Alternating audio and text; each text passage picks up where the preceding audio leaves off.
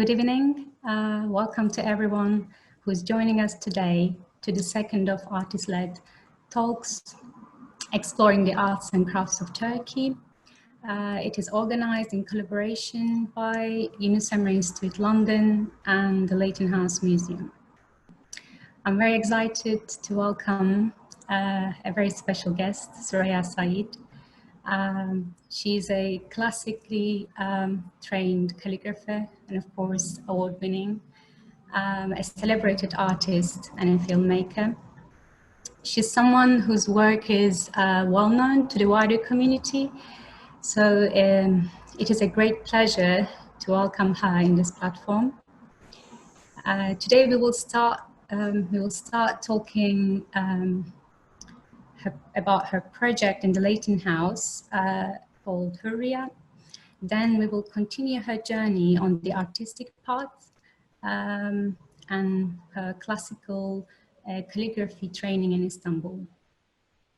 Finally, we will return back to London about her projects, just to learn about her direction on her current works.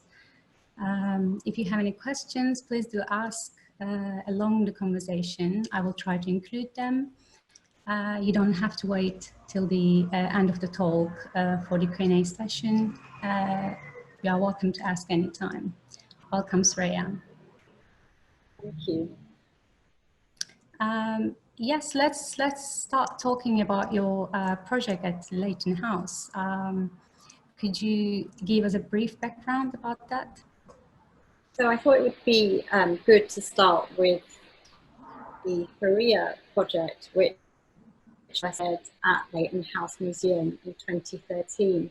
And it's quite a significant project for me because it marks a departure from previous work, which was mainly created by myself in a solitary way. And it was also an opportunity to experiment and see what I could do by trying to take the calligraphy off the page and tell a story with it. So it was a wonderful experience to have the show at Leighton House Museum and to be in this space, which was Lord Leighton's own private residence, and to be surrounded by objects, ceramics that very much echoed my own journey in becoming a calligrapher. And so why the word Hurriya? How did this start? The Hurriya means freedom in Arabic, and I just was trying to think, meant quite a lot to me at the time when I came up with the project.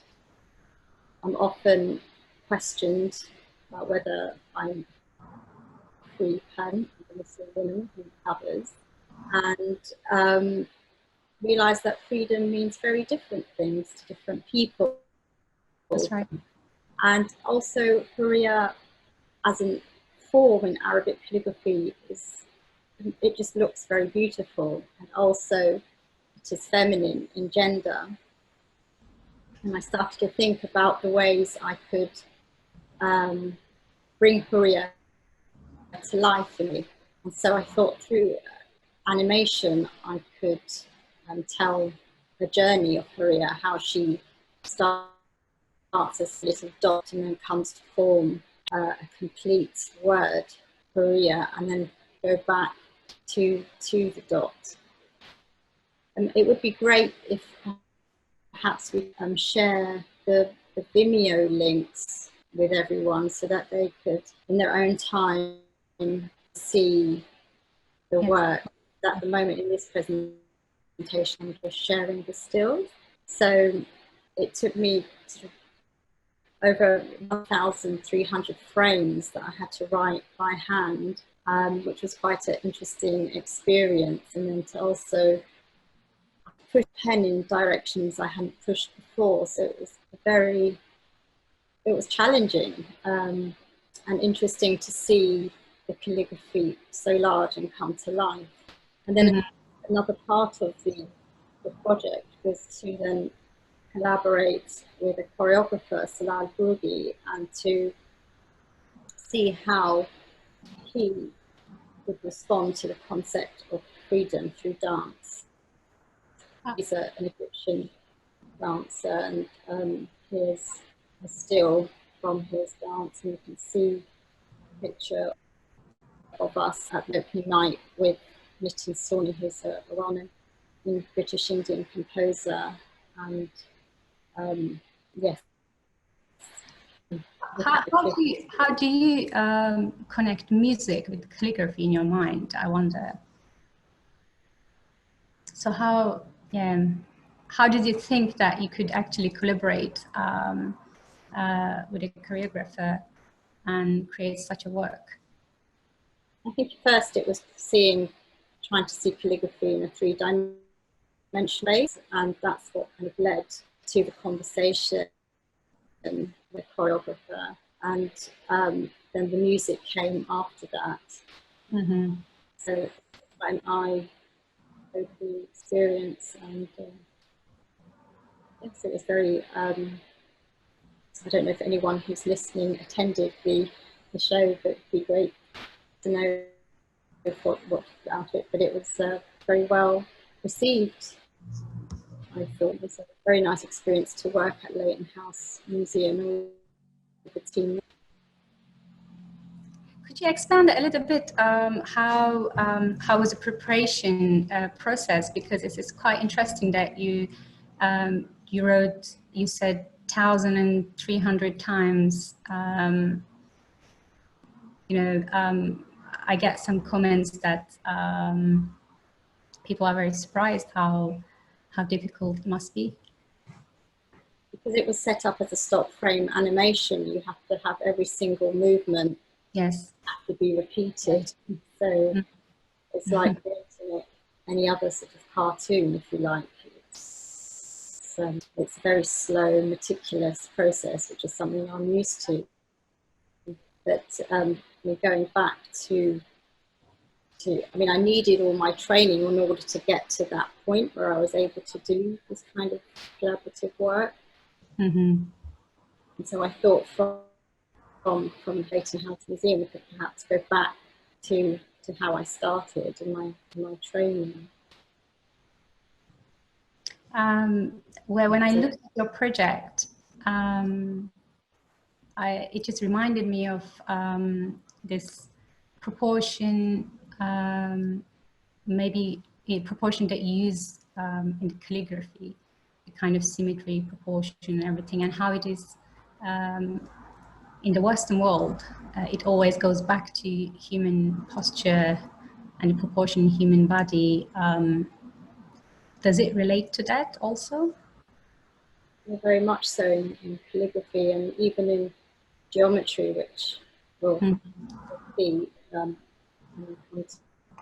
to how I first started to study calligraphy. But I sort of came to it through, I think I'm always asked, how did you come to calligraphy or become a calligrapher? And it's very difficult to answer, but I think I could probably pin it down to a prayer that I made when I went for my first Umrah with my family, and I was about 7, 8, and I couldn't read Arabic, and I couldn't write it, and I was trying to read an English translation of the Quran, and quite frustrated by this experience. I prayed that when I next returned to the Kaaba, that I'd be able to read and write Arabic. And as I did return, and I was able to read and write Arabic. In fact, I was there in Saudi Arabia as a teacher of calligraphy, so that was quite a wonderful experience. But the journey in the case started when I met my teacher, Iqbal Hoxha. Yes, I was wondering how did you end up in Istanbul? So in 1999, a group of Turkish artisans came to the UK So there's calligraphers, Yevlik was a woodworker, a metalworker, and his student Ibrahim Bachelda. And they were touring the UK and also offering an apprenticeship, a 2-week apprenticeship. Okay. At the time, I was really searching for a teacher. I had come back from my degree in Arabic, and I spent a year in Egypt where I started to learn calligraphy there. But my Egyptian calligrapher said to me, I've taught you as much as I can. You need to go back to the UK and continue with another teacher. So I was searching for a teacher, and now husband at the time had heard of this apprenticeship and he wanted to go, but his boss, fortunately for me, wouldn't give him the time to work.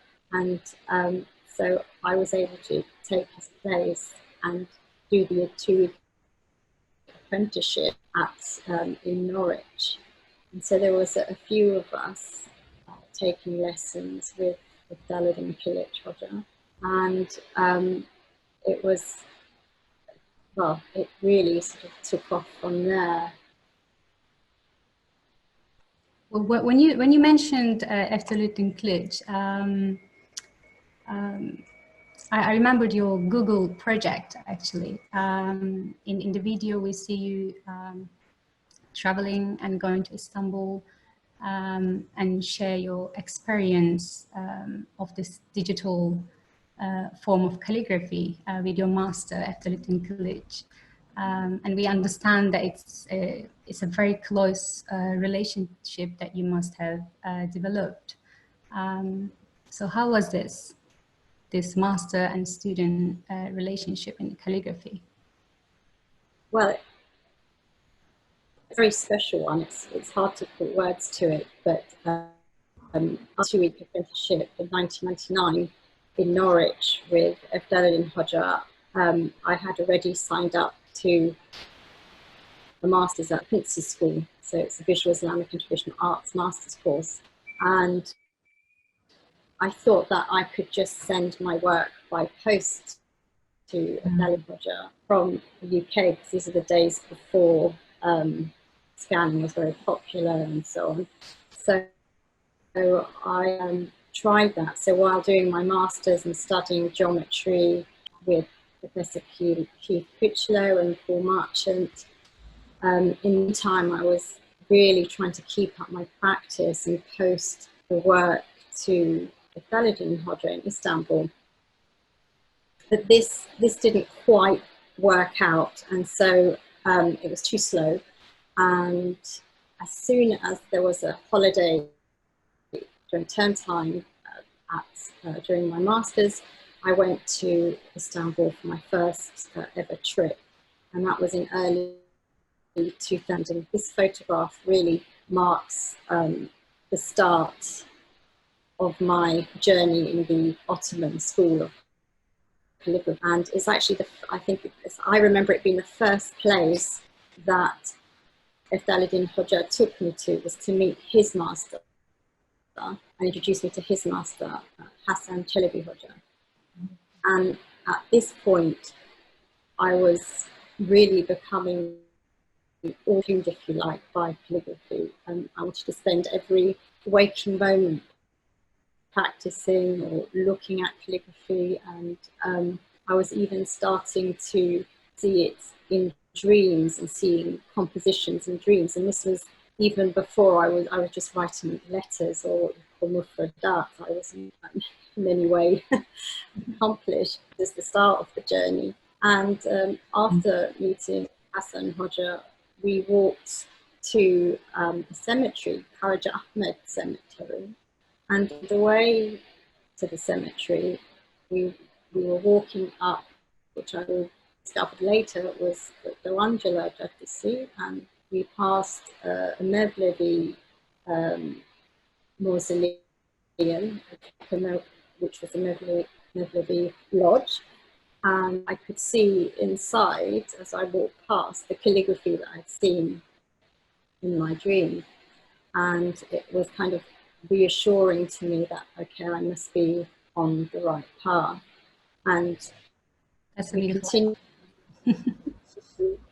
we continued walking to Karaca Ahmed and cemetery, and then the Hoja showed me where Sheikh Hamdullah Effendi is buried, and he's believed to be the father of Islamic Calligraphy. And then he showed me also the grave of Hattat Hamid Effendi, who passed away in 1982, and that's his teaching. So it was like first, before you really getting into the lessons, I was being introduced to the masters and being made to be aware that this is part of a very serious journey, and it's a huge commitment, honour, responsibility to be part of this heritage. Mm-hmm.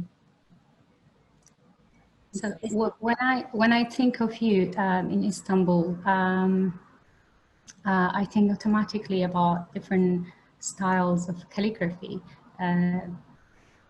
As you know, every geographic location has its own style.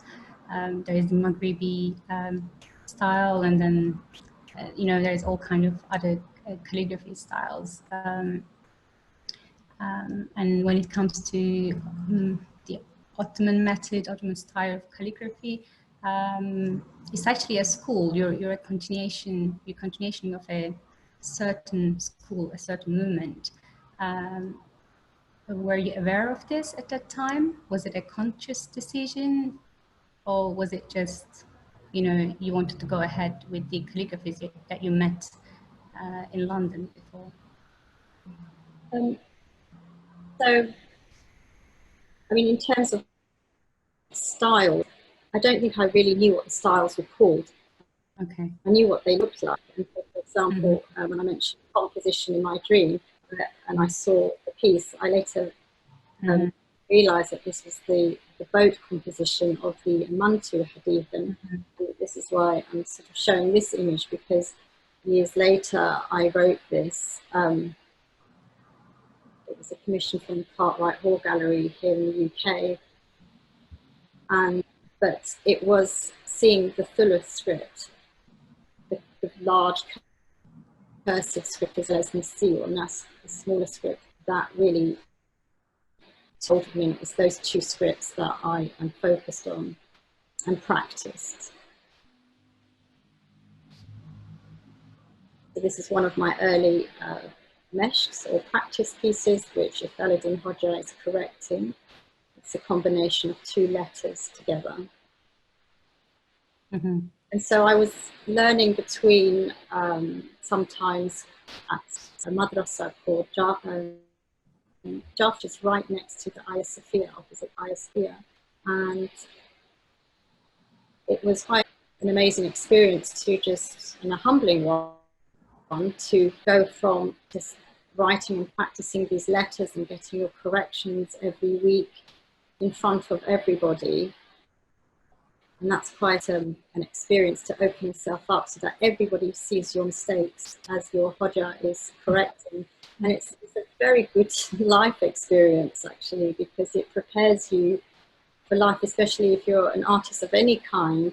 If you're publishing something and it's going out to the public, then you have to be ready and accepting of the criticism you receive, and just take what is good for you and kind of leave the rest. So I would, go from Jaffa Madrasa and have the opportunity to go to the Hagia Sophia, and these are calligraphic panels from the Hagia Sophia, and it just blew me away as a student to kind of see these masterpieces right there, and also trying to figure out, how do you go from just writing these simple letters to these masterpieces. It was so difficult for me to envisage how that happens so early on in the internship.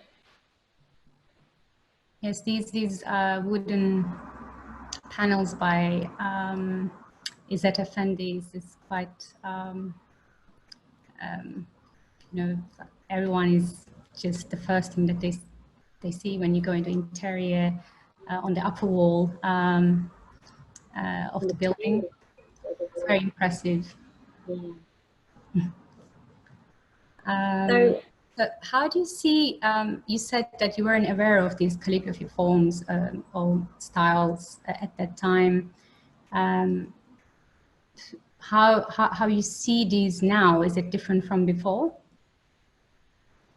When you look at Maghrebi style, for example, do you feel like you want to go into that, specialize in that also? Or is it, how does it work for you? Well, they say that if you study Sulatan C, then you are ready, you can more or less go on to any other script after that, because that's the most challenging. Okay. So I think that's why it made sense to start with those two first. And it took quite a few years of practicing, and once I finished my masters, well, actually in between, during my masters, I was just trying to still practice those connections and those letters by going every holiday if I could for a week to Istanbul and then come back. And then after my masters, I realised that I had to actually go and stay for a long time in Istanbul, and I didn't know how to do that. And it was still very early. I didn't know any other foreign students. And after my masters, my father actually came with me to Istanbul, and it was winter. It was Ramadan, and the intention was my father was going to help me find a place to stay for about 3 months so that I could continue my calligraphy studies. And on the last day when my father was due to leave, he just happened to speak to the man in the reception and explained the situation. The man at reception said, "No problem, you can stay with my sister in Ayub Sultan." And within a couple of hours, I was sitting in a flat Ayub Sultan with keys to a flat, and a Turkish family had embraced me and adopted me for about 3 months. I'm forever grateful for them. And it was great. I mean, it's so wonderful. I mean, that's the thing.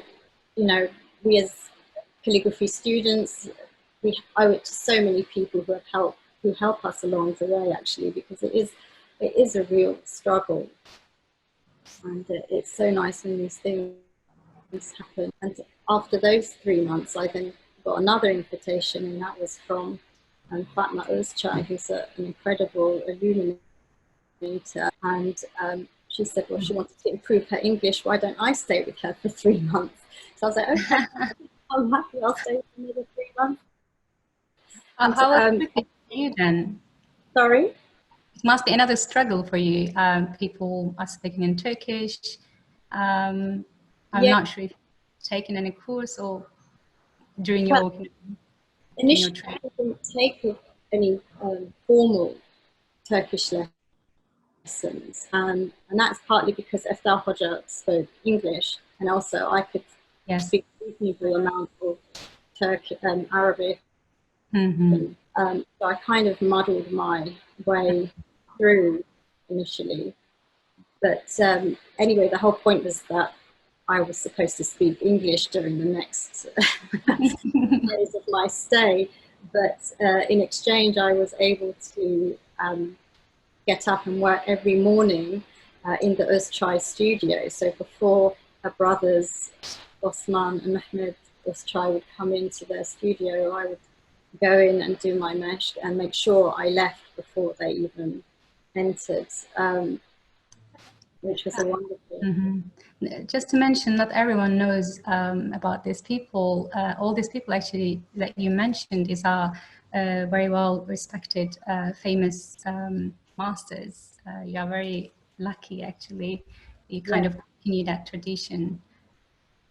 I think it was a very unique moment in time. As I say, there were hardly any other foreign students at that point, and yes, it was a wonderful opportunity. And also, then after that point, I got married and then moved properly to Istanbul. And this picture we see here is the view from my apartment in Istanbul. And I actually ended up living on Doğanca Caddesi next to that. That's a beautiful district.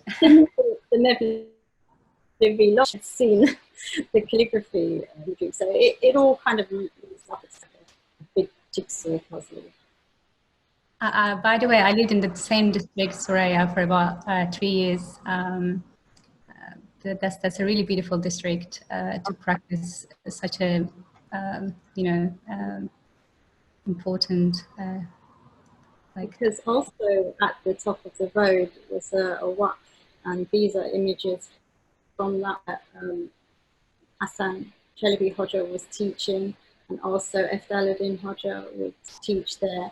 And these are 3 photos taken from one single lesson. So in one class, it was really kalabalak, very crowded. I don't know if you get that sense from these 3 images. You know, you've got 3 teachers, and at this point, and this photograph taken from 2005, you're getting all walks of life, all ages. It's almost like United Nations. We have a Japanese student there studying with Efdaluddin Hoja, and at the bottom we have Yunus Emre, who's a Syrian calligrapher, and he's also. So it's a wonderful experience to see all those different generations of calligraphers teaching at the same time, and to learn from them at the same time. So it was in 2005 that Hassan Hoja said to Efdaluddin Hoja that I was ready for the ijazah, and it was quite a shock to me, and I think also a shock to Efdaluddin Hoja. And I hadn't had any time to prepare. I was told that I would I basically had to write it during Ramadan. And so I chose a line in Thuluth, and then I wrote in Masi, and this is the ijazah you see before it's mounted. So I thought it would be maybe benefit some students to hear the story of what happened to my ijazah. I wrote it during Ramadan, I got it signed, and then I was going to mount it. And I was alone at the time. My husband was away on a business trip, and I didn't want to bother anybody because it was Ramadan. And I thought I could mount it myself, as I've done it many times before. But unfortunately, the paper reacted very strangely. It wasn't my paper. It was a paper given to me by Hassan Chelebi Hoja, and I wanted to use paper. But it really reacted badly to the other papers I was mounting to, and it completely curled up. And I managed to flatten it, but then there were still bubbles. So I asked Osman Özçay to help me. I asked them for help with this, because I knew that they restore antique pieces of calligraphy all the time, and they would know what to do. So you see in this picture, Osman Özçay actually pulling the ijazah off the backing. I would never have the guts to do that, but he was just like, it was not a big deal for him. And you can see him sort of standing and pulling the bits of paper off from the back and just getting it back to house. And you can see in the background Mehmet Özçay there studying, looking at something or writing there. So while this was happening, another way of learning, especially in their workshop, they would be brought antique pieces of calligraphy for restoration. And this is possibly a Hulusi Effendi piece. He was an early 20th century Turkish calligrapher. And it was just so exciting. Mm-hmm. Sorry? You had the chance to see all these special pieces and get inspiration from. Definitely, and it's amazing. And also the way they were able to restore them and make them look amazing. people often don't know that this ijazah, there isn't any ijazah. I mean, it's a certificate that you get. There isn't any specific time for that. It might be 20 years, or it might be, like in your case, let's say 6-7 years. You never know, right? Yeah, that was definitely the case for me. I didn't know how many years it would take. It took 7 years, including the year I spent in Egypt. Mm-hmm. Yes, you don't know, but I think when you're so involved in the practicing, you don't. It really wasn't a concern for me. I wasn't really interested, really. I was just trying to improve and practice, and I think that's why it came as such a surprise. But this is the ceremony, and it's quite a prestigious event. I didn't realise how big it did actually, but I don't know if you can also read captions, but you can see that we have it presented to me by Princess Sultan Ali and President Sanolu and Dr. Halit Erin, and it's we also have other Hoja presented on the same day, the ijazahs to their students. And so this took place in 2005. Are you the only female student in this ceremony who received ijazah? On that particular occasion, out of the 6, I was in the theme, and it just shows, you can see how crowded it is. There's lots of people, and I can show the image on the right because you can see, I can't really see it very well because it's been hidden by, but on the far right, that's Lutfi Abi, who took me in, and his wife Huriya is standing next to me, and they're the ones who took me in. You can see Hassan Chalabi, and also in winter, or Sheikh Abdullah Murad, as he's better known in the UK. And this is what the ijazah looked once it was illuminated by Fatma Özçay. I had to wait 2 years for her to be free, able to illuminate my ijazah for me. So it's quite a collaborative work. It's, you know, I've written it. It's been signed by Ifdaluddin Hoja and Hassan Hoja, and mounted by Osman Özçay and illuminated by Fatma Özçay. Okay. Just for our listeners, could you just shortly talk about the letter form difference when it comes to the Ottoman style of calligraphy?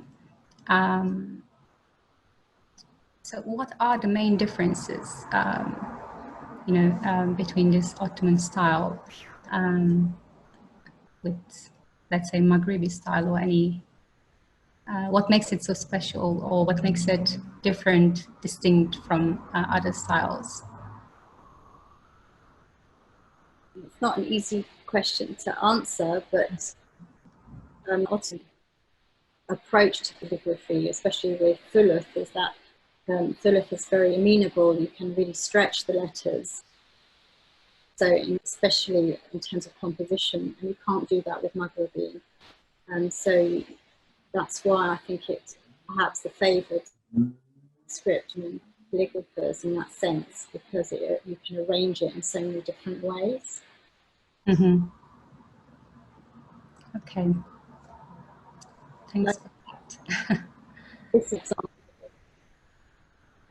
one of the early works of Jali Thuluth, Nurun Alam, that I wrote in 2005. So I've kind of come now back to London after receiving, not straight after, but we were expecting our first child, so we came back to London after in 2006, and I continued to kind of work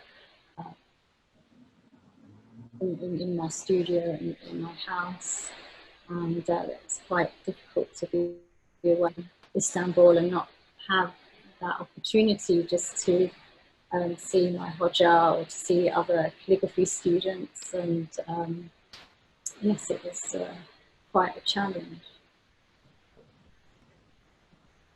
Are there any? I could just go through the. Okay, not about your Istanbul work, but I received a question that about your Google project that we just mentioned. So it says that you recently did a piece with Google, I believe, again, using technology in some ways, a modern approach to traditional art. Do you seek these more contemporary projects going forward? Or are you still very much a traditionalist at heart, or both equally? I guess, do you try to stay in the boundaries, within the boundaries of traditional art when it comes to calligraphy work? We see you taking all of this training that you did in Istanbul into a different level.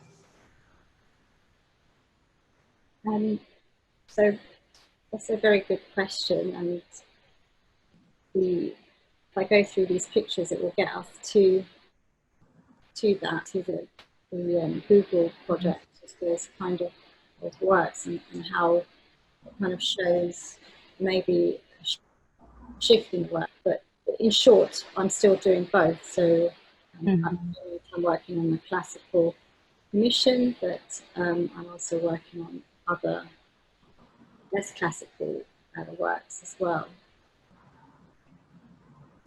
Just a question comes to my mind, Soraya. I was wondering, so what do you think about the role of this digital work? You know, it might actually work against you in a way. You know, people can just take your work and copy. That's when it comes to digital technology and making it available for everyone online, let's say. I think you could do that with any kind of work. As soon as you publish it, it in effect becomes digital. But in a way, what I like about what you see sometimes with some calligraphers on Instagram, for example, they're so confident in their work, they know that nobody can imitate it. And it's true, to a trained eye, someone may try and copy it, but most calligraphers in the business will know that's a rip-off, and we will know who it belongs to. So that's, I think that's why I don't think it's taken too seriously. I see.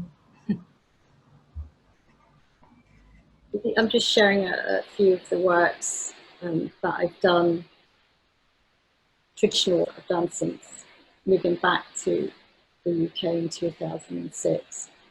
And they're all sort of private commissions. And one of the calligraphers who I'm very much inspired by is Hamid Effendi. And in terms of the silsila, or the calligraphic chain, so once you get your ijazah, you now belong to a family of calligraphers, and you can trust that with your teachers many generations. So I mentioned Hattab Hamid earlier on for his gravestone, and what I find very inspiring about him is that he was working at all different levels. So he was prolific, but he was creating these great Quranic works, but at the same time he was doing business cards and logos. He was very creative with his calligraphy, and it, for me, was a lesson how to serve people, because that essentially is what a calligrapher is supposed to do, is serve. It's a service, they're offering a service. Just mention when you were talking about this, I just remembered, you know, you showed the huge panels in the Hagia Sophia by the calligrapher Zeynep Iqbal. So he was himself also a composer, you know, a kind of musician, statesman, So it's not just, even at that time, it's not just you're a calligrapher, you have all other kind of titles also. Yes, and calligraphers as well. They're perhaps the university lecturers as well as calligraphers. It's not just a sole practice. And as the years started to pass and went from home and well, being in London, I started to question, well, what is the benefit that I'm offering? What is the service I'm offering as a calligrapher?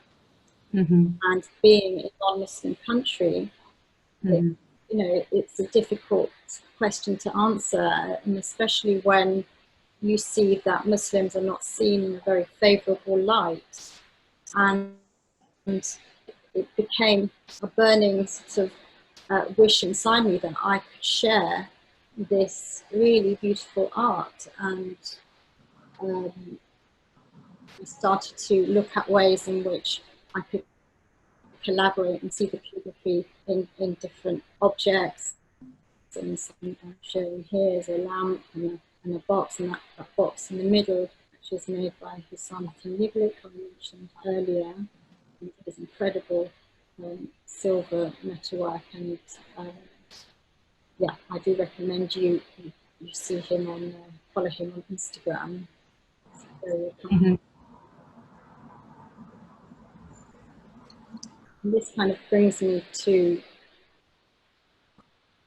I guess, an experimental piece, and this was a commission from Club Museums, and they actually asked me if I could choose one of their objects and respond to it. So it was a very open brief, and I found a pen case in one of that they had in their collection, and I thought, well, this pen case has a history. Who does it belong to?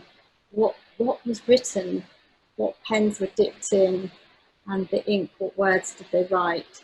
And I wanted to kind of bring the object to life, if you like, and using a holographic sort of piece of kit, I was able to place the pen case and the pens and have this 3D holographic animation play, and then it starts, it's called Pen and Sword, and letters start to build up into a tree, and then they're cut down, and the words pen and the sword disappear, and at the end some more letters start to reappear from the tips of the pen.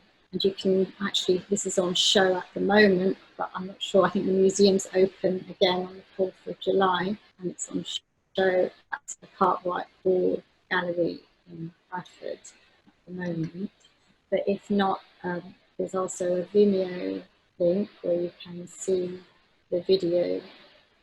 Do you think you'd be able to share those links on the chat, Zeynep, so that people can I can't at the moment, but I'm sure we can find a way of sharing it on the social media, if that's okay. So another work was commission was from the Royal Shakespeare Company, and they asked me to respond to a Shakespearean quote. This time I gave a quote, and I called it A Deep Sleep because it's based on a section in the play where Prince Hal is sitting at his father's deathbed, and his father is actually very deeply asleep, he's not dead, and the prince is contemplating how he is going to be next in line, and how that responsibility that he is going to now become king. And so I translated the quotation into Arabic and collaborated with the cross department at the Royal Shakespeare Company, and we made this lovely brass crown. So you're talking about all your projects. You know, they all have a certain kind of story, a kind of like inspiration behind it. But so if we talk about Soraya Syed, what's your inspiration as an artist? Like what kind of books do you read? You mentioned the calligrapher, but what else if we think of you as an artist?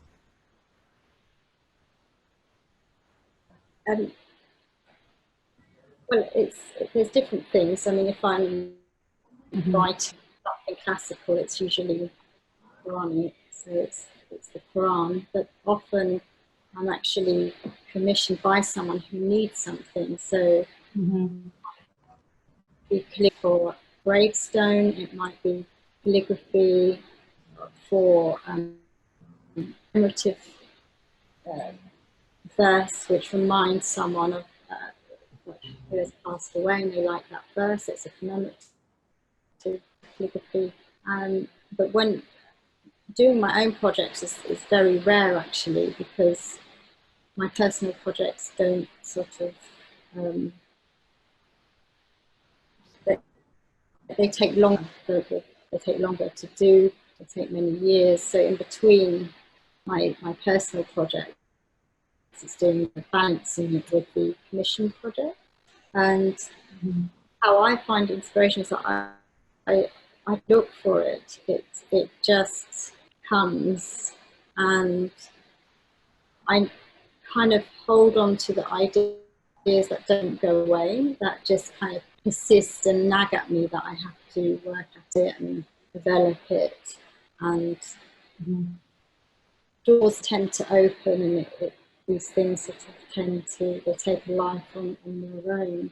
But when it comes to for example, the Google project, which I'm showing here, this was a commission. Google approached me to be one of a handful of artists to create work using the 3D VR tilt brush software that was for Ramadan 2018. And it's during that time when I was creating that work in VR that they started to find out about my story, about how I became a calligrapher, and they became very interested in it. And that's when they decided to make a short film about me and my village. And so they first sort of set me up doing the calligraphy in VR, and this is all shot in Istanbul, a studio in Istanbul. And I don't know if you can see on the top left, it's quite funny, they cut out of the VR headset so that I could actually see what I was doing. But in the actual video, you don't see the holes in the headset. So in the film, I then see Zeynep Iqbal, who's actually, this is where he teaches in his art firm, which is actually a studio in Üsküdar. So Iqbal now teaches there, and so the film shows me kind of made in VR, and him experiencing VR for the first time, what he thinks of it. So what was your feeling when you first experienced calligraphy in digital form? Well, in VR, it's very challenging because I couldn't get the shapes that I can with a reed pen. So it was, but it was a tool that couldn't really be used properly yet by a calligrapher. But maybe that has since changed. If you're doing sort of contemporary calligraphic art, it's perfect. But if you're trying to do traditional calligraphy, it's definitely not there yet. But it was an amazing experience in the sense that you can step into this virtual world and in seconds create, a letter that you can walk around. You can create a city of letters very quickly, and just click and change the colour, the scale, rotate it, flip it, multiply it. I mean, if we're doing that on paper, it would take forever. So, and it's quite an exciting experience, but it's also a very different one. So we have about 10 minutes, and if you allow me, I also wanted to ask some personal questions.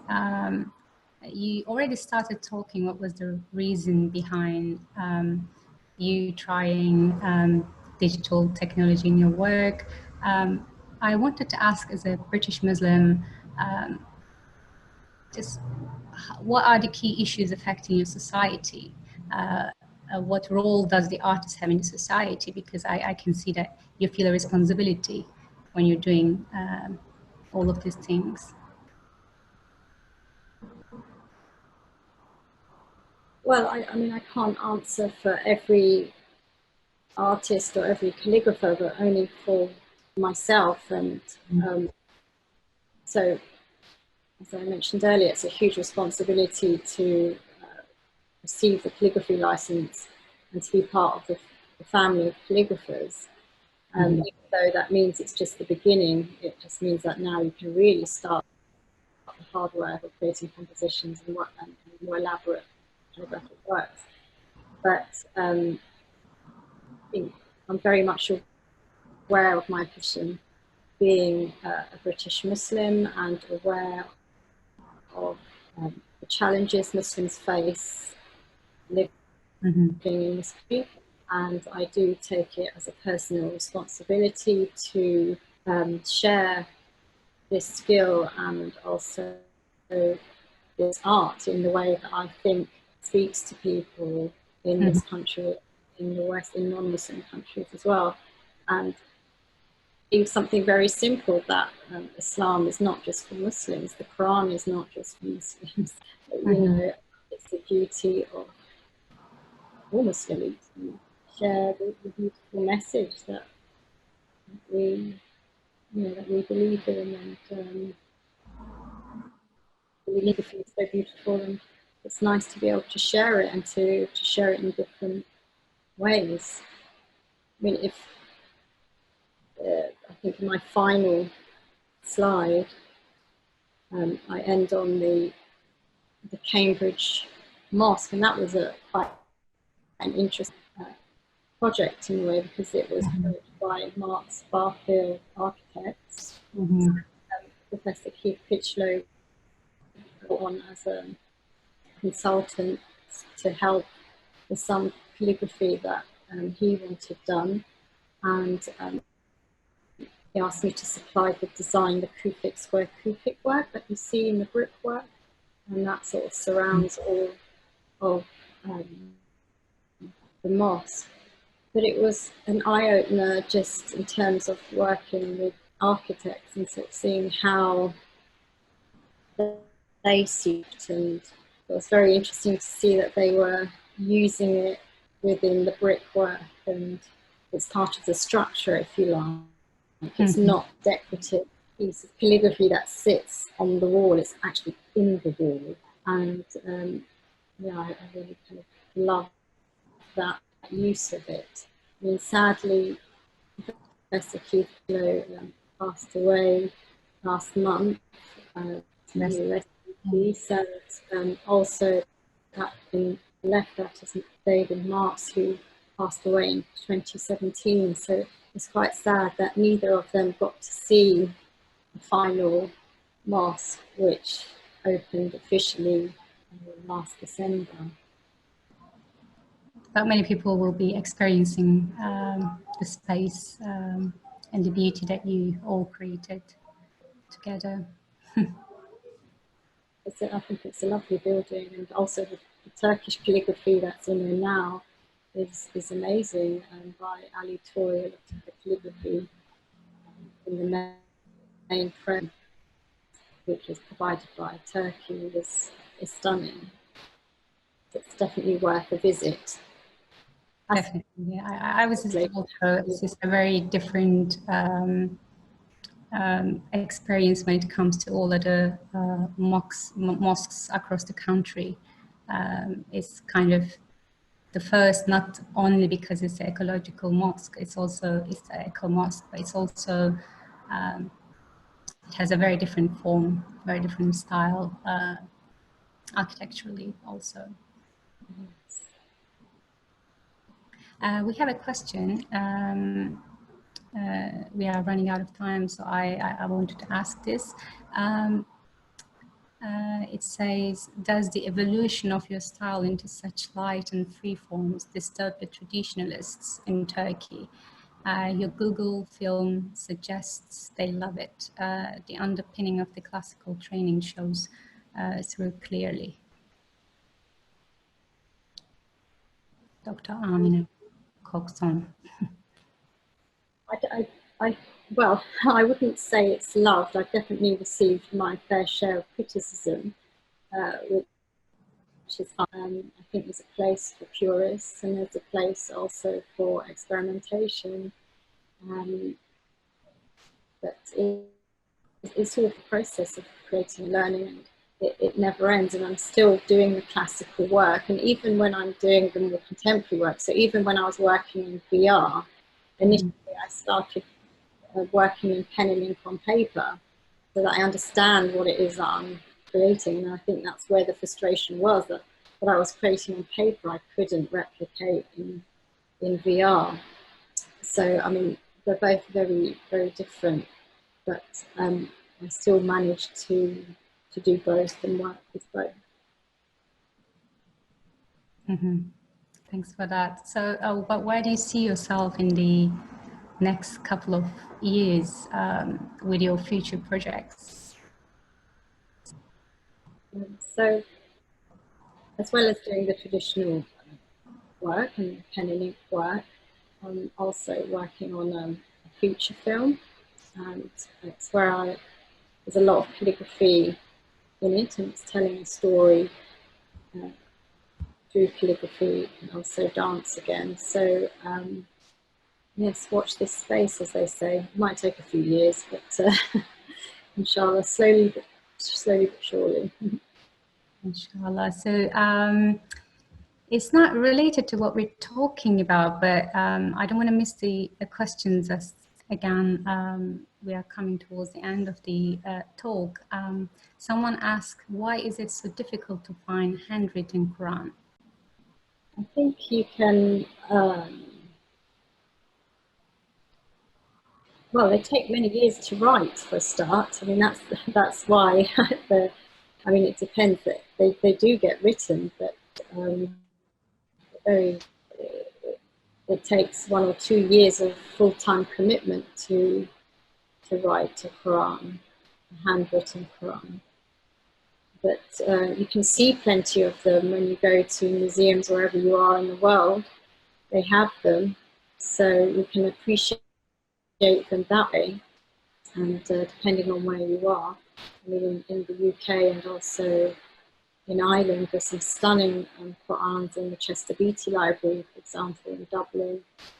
And they have many of them on show. Do you have students that are regular, actually?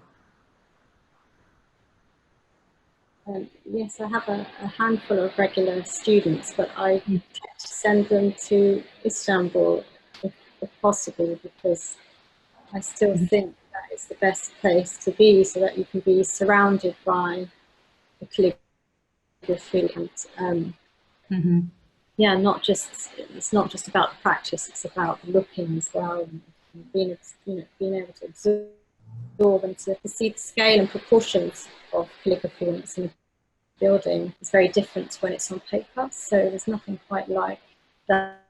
And also amongst lots of other calligraphy students and seeing how they're progressing and how they're struggling too. It'd be interesting to know how much it's changed now for students there in Istanbul from the time when I was there. Yes. Okay, so thanks for joining us, Soraya, and thanks for everyone for the questions and comments. Thank you to Leighton House Museum and to the Yunus Emre Institute for the invitation.